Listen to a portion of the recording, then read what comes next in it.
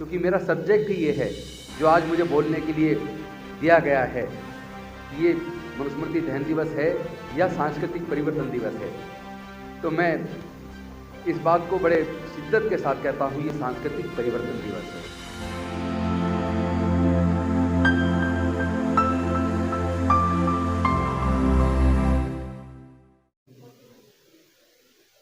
तमाम देश के बहुजनों को न केवल हुक्मरान बनने का सपना दिखाने वाले बल्कि उसको साकार कर दिखाने वाले माननीय कांशीराम साहब,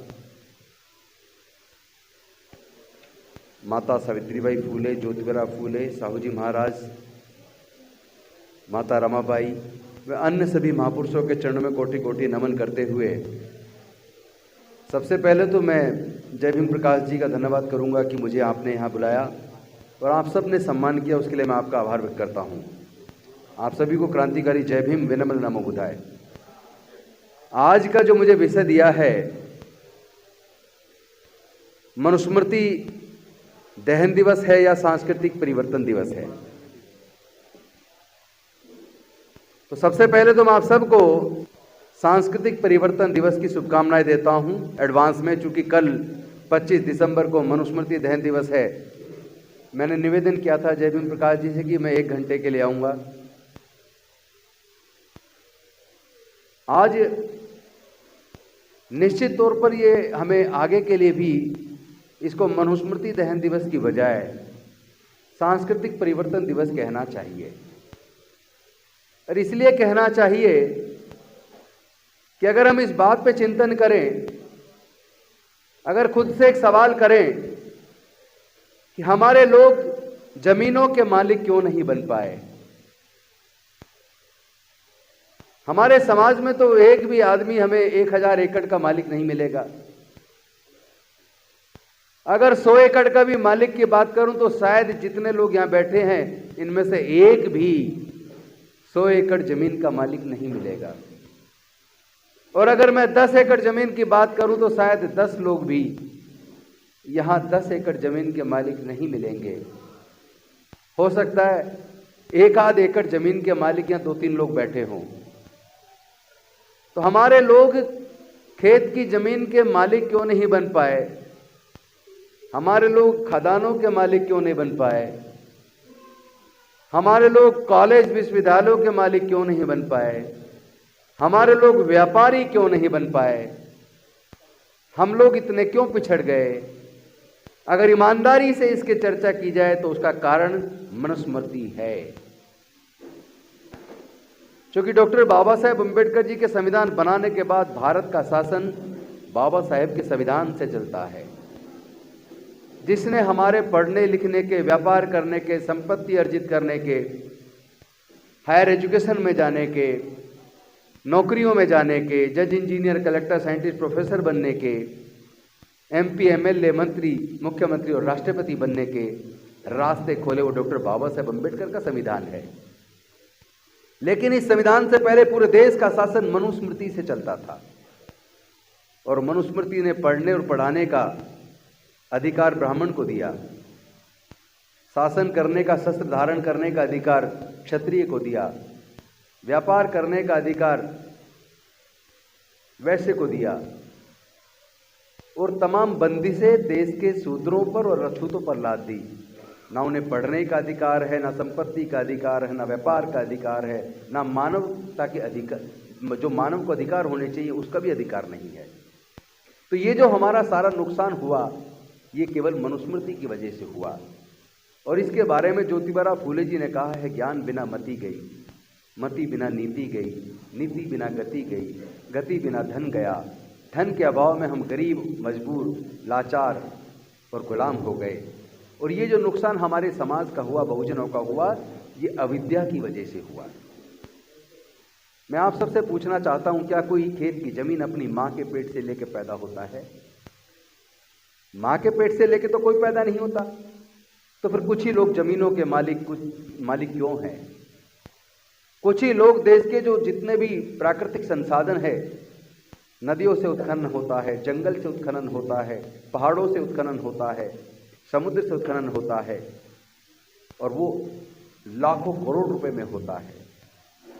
जो प्राकृतिक है उसमें हमारी और आपकी हिस्सेदारी कहाँ है? अगर नहीं है, उसका कारण मनुस्मृति है, क्योंकि मनुस्मृति ने हमें पढ़ने लिखने से, ज्ञान से, व्यापार से, संपत्ति से वंचित रखा। इसीलिए हम लोग 25 दिसंबर को मनुस्मृति दहन दिवस की बजाय सांस्कृतिक परिवर्तन दिवस के रूप में मनाएं, चूंकि डॉक्टर बाबा साहेब अम्बेडकर जी ने 25 दिसंबर 1927 को मनुस्मृति दहन कर कर एक नई संस्कृति को जन्म दिया। आप सब जानते हैं, अंग्रेजों को यह एहसास कराने के लिए कि आप जब नहीं आए थे तब भी हम गुलाम थे, तब भी हमारी वही दुर्दशा थी, तब भी हमें कोई अधिकार नहीं मिल रहे थे। अब आप आ गए तो आपके आने के बाद भी हमें क्या मिला? उनको एहसास कराने के लिए ही 20 मार्च 1927 को उन्होंने महार सत्याग्रह किया। इससे पहले तो देश में कोई सत्याग्रह नहीं हुआ। सत्याग्रह के लिए लोग गांधी को याद करते हैं, लेकिन सच्चाई यह है सत्याग्रह पहला डॉक्टर बाबा साहेब अम्बेडकर जी ने किया। 1930 में कालाराम मंदिर आंदोलन किया तो इसलिए नहीं किया कि मंदिर में जाने से कुछ मिल जाएगा, बल्कि इसलिए किया ताकि अंग्रेजों की आंखें खोल सकें कि तुम्हारे आने से पहले भी हमारी यही दुर्दशा थी, तब भी हम सार्वजनिक तालाब से पानी नहीं ले सकते थे, मंदिर में प्रवेश नहीं कर सकते थे। आपके आने के बाद भी न हम सार्वजनिक तालाब से पानी ले सकते हैं और ना मंदिर प्रवेश कर सकते हैं। और आपको पता होगा, साउथ बोरो कमीशन के सामने डॉक्टर बाबा साहेब अम्बेडकर जी ने समाज के हक अधिकार की बात की। उसके बाद साइमन कमीशन आया तो उसके सामने बाबा साहेब ने अपने बहुजन समाज के हक अधिकार की बात की। लोग इतिहास में जो पढ़ाया जाता है देश में, वो एकदम गलत पढ़ाया जाता है। वो पिक्चर्स के अंदर दिखाते हैं, खासतौर से वो शहीद भगत सिंह की जो फिल्म, उसमें देखिए कि वो अंग्रेज आते, साइमन कमीशन आता तो उसके खिलाफ नारे लगाए जाते हैं, साइमन कमीशन गो बैक, जिसमें एक लाठी लाला लाजपत राय को लग जाती है और उनकी डेथ हो जाती है। और लाला लाजपत राय को कहा जाता है कि स्वतंत्रता सेनानी थे। अरे ये जो साइमन कमीशन था, ये देश के दलितों, पिछड़ों, आदिवासियों की स्थिति का अध्ययन करने के लिए आया था, ताकि डॉक्टर बाबा साहब अम्बेडकर जो मांग कर रहे हैं वो सही है या गलत है, उसको अध्ययन करने के लिए आया था। इसका मतलब पूरी कांग्रेस जो विरोध कर रही थी साइमन कमीशन का, वो एक्चुअल में अनुसूचित जाति जनजाति, जिसको हम आज बोलते हैं, पहले अछूत बोलते थे, उनके हक अधिकार पे जो चर्चा होनी थी, उनकी जो स्टडी करनी थी, उनके किस तरह के हालात में वो जी रहे हैं, किस तरह के उनको अधिकार मिले हैं, कितनी बुरी स्थिति है, उनकी स्थिति का अध्ययन करने के लिए साइमन कमीशन आया था। लेकिन उसका विरोध हुआ। तो वो पूरा आंदोलन बेसिकली स्वतंत्रता का आंदोलन नहीं था, वो साइमन कमीशन गो बैक, वो बहुजन समाज के लोगों को जो हक अधिकार मिलने चाहिए, जो उसके अध्ययन करने के लिए जो कमीशन आया था, उसका विरोध था। और उसके बाद जो आप जानते हैं, राउंड टेबल कॉन्फ्रेंस के माध्यम से डॉक्टर बाबा साहेब अम्बेडकर जी ने जो डबल वोट का अधिकार लिया, पृथक निर्वाचन क्षेत्र हासिल किया, उसके खिलाफ गांधी जी अनशन पर बैठे। और हालात ये हुई कि बाबा साहब को धमकी दी जाने लगी कि अगर इस अनशन में गांधी जी मर गए तो जितने भी इस देश के अंदर अछूत समाज के लोग हैं, उनको कत्लेआम करके जड़मूल नाश कर दिया जाएगा। तब डॉक्टर बाबा साहेब अम्बेडकर के सहयोगियों ने कहा कि अगर पूरे समाज का कत्ल कर दिया गांधी जी की डेथ के बाद, तो फिर हम इस पृथक निर्वाचन का लेके क्या करेंगे। मजबूरी में बड़े दुखी मन से डॉक्टर बाबा साहेब अम्बेडकर जी को समझौता करना पड़ा। बाकी सारी बातें विस्तार से नहीं बताऊंगा, सुनते रहते। ये मैंने इसलिए छेड़ा क्योंकि मेरा सब्जेक्ट ही ये है जो आज मुझे बोलने के लिए दिया गया है कि ये मनुस्मृति दहन दिवस है या सांस्कृतिक परिवर्तन दिवस है। तो मैं इस बात को बड़े शिद्दत के साथ कहता हूँ, ये सांस्कृतिक परिवर्तन दिवस है। अगर मनुस्मृति का दहन किया बाबा साहेब ने, तो वो ये बताने के लिए किया कि हमारी जितनी बर्बादी हुई है, जो हजारों साल की हमारी गुलामी रही है, जिसकी वजह से हम उत्पीड़ित हुए, पतित हुए, संपत्ति से, संस्कार, सब चीज़ों से वंचित हुए, और हमारे सारे हर प्रकार के शोषण का कारण ये मनुस्मृति है। इसलिए आज मैं इस मनुस्मृति को जलाकर एक नई संस्कृति को जन्म देता हूँ, जिसमें समता, स्वतंत्रता, बंधुता, न्याय, प्रज्ञा, शील, करुणा और मैत्री हो, यानी वही जो तथागत बुद्ध का धम्म है। धम्म पद का अगर सार भी देखें तो वो यही है, समता, स्वतंत्रता, बंधुता, न्याय, प्रज्ञा, शील, करुणा, मैत्री। ये बातें बहुत अच्छी लिखी हैं, इनको केवल पढ़ना नहीं है, जीवन में उतारना है तो निश्चित तौर पर तरक्की होगी। क्षमा करना सीखिए। हम तो गुस्से इतने हो जाते हैं कि भाई भाई आपस में ही बिट जाते हैं। मतलब इतना धैर्य हमारे अंदर नहीं है कि हम किसी की कड़ी हुई बात को सुन सकें। क्षमा भी करना सीखिए, सहन भी करना सीखिए और अपने अंदर धैर्य पैदा कीजिए। निश्चित तौर पर उसके बाद हमारी जीत होगी। बस इन्हीं शब्दों के साथ मैं अपनी वाणी को विराम देता हूं। हम उस मांग को दोबारा से कर रहे हैं जो मांग डॉक्टर बाबा साहब अम्बेडकर ने की थी, जिसे छल से गांधी ने छीन लिया। बिल्कुल उसी प्रकार के छल से, जिस प्रकार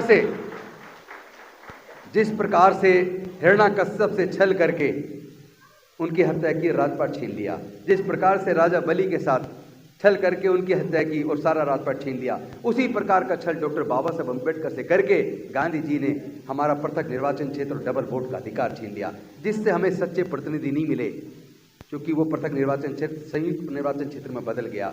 अब हमारे MP MLA केवल SC ST नहीं चुनते, सभी जाति के लोग उसमें वोट डालते हैं और वो हमारा सच्चा प्रतिनिधि नहीं बनता। हमारे सांसद विधायक संसद के अंदर, विधानसभा के अंदर चुप बैठे रहते हैं, हमारे ही खिलाफ प्रस्ताव पास हो जाते हैं, तो गुलाम पैदा हुए हैं। इस 24 सितंबर 1932 के पूना पैक्ट से जो पपेट पैदा हुए, जिसके बारे में कांसीराम साहब ने जो चमचा युग लिखा, तो चमचा चाहे सोने का हो, चमचा चाहे चांदी का हो, चमचा चाहे पीतल का हो, ये चमचा तय नहीं करता कि कढ़ाई से निकाल के किसको कितना हक देना है।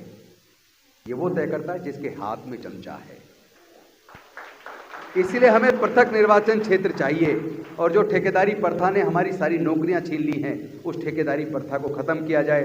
देश के तमाम प्राकृतिक संसाधनों में हिस्सेदारी, भागीदारी जाए। जो सरकारी संस्थान बेच दिए हैं उनको वापस उनका राष्ट्रीयकरण किया जाए और प्राइवेट सेक्टर में भी रिजर्वेशन दिया जाए। चूँकि जो प्राइवेट सेक्टर है वो केवल अपनी वजह से नहीं है, उनको सस्ते दर पर सरकारें ज़मीन देती हैं और जनता के पैसे से जो बैंक में जमा है, जनता के पैसे से लोन लेके वो अपना व्यापार शुरू करते हैं। यानी कि उन्होंने सरकार की भी मदद ली, बैंक की भी मदद ली। जब उनका उद्योग खड़ा हुआ तो उसमें भी रिजर्वेशन होना चाहिए। अगर प्राइवेट स्कूलों के अंदर सुप्रीम कोर्ट जजमेंट देते हुए 25% रिजर्वेशन EWS या DG कैटेगरी को ये कहते हुए देती है कि सरकार से इन्होंने ज़मीन ली है, इसलिए 25% इनको मिलना चाहिए, तो उन्होंने भी सरकार से, सारे उद्योगपतियों ने जमीन ली है और सरकार की मदद लेकर सरकारी बैंकों से लोन लिया है, इसलिए उसके अंदर भी प्राइवेट सेक्टर में रिजर्वेशन होना चाहिए। अपने बच्चे दोबारा गुलाम बने, हम अपने बच्चों को दोबारा से गुलाम बनते हुए नहीं देख सकते। इन्हीं शब्दों के साथ मैं आप सबको क्रांतिकारी जय भीम करता हूँ।